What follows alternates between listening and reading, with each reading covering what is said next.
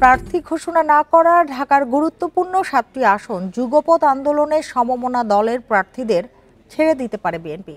এ কথা জানিয়েছেন দলের জ্যেষ্ঠ নেতারা। যদিও এসব আসনের প্রতিটিতে বিএনপির একাধিক নেতা জোর প্রচারণা চালিয়ে যাচ্ছেন, তবে জোটের নেতারা বলছেন ঢাকার ফাঁকা আসনগুলোতে তারাই অগ্রাধিকার পাবেন। বিজলি কেবলসের স্কিন কোটেড ইনসুলেশন আগুন প্রতিরোধী। বিজলি কেবলস, নিরাপদ আজীবন। ফেব্রুয়ারির প্রথমার্ধে জাতীয় নির্বাচন, তাই ভোটের প্রচারে ব্যস্ত সময় পার করছেন সম্ভাব্য প্রার্থীরা।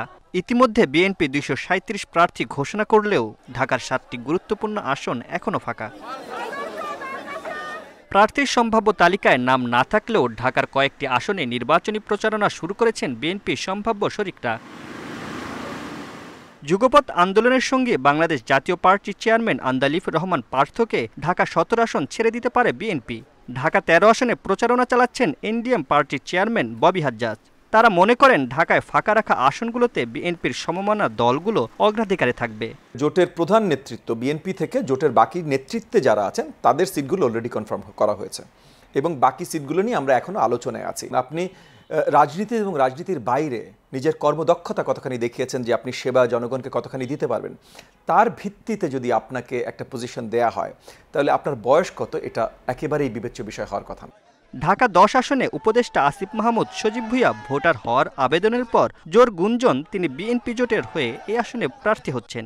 কিন্তু এই আসনে জোর প্রচারণা চালাচ্ছেন ব্যারিস্টার নাসিরউদ্দিন অসীম। সব কথার শেষ কথা হচ্ছে দল যে সিদ্ধান্তটা নেবেন সেটাই আমি মনে করি যে চূড়ান্ত সিদ্ধান্ত, এবং দল এই এলাকার বাইরে অন্য কাউকে চিন্তা করবেন এটা আমি মনে করি না।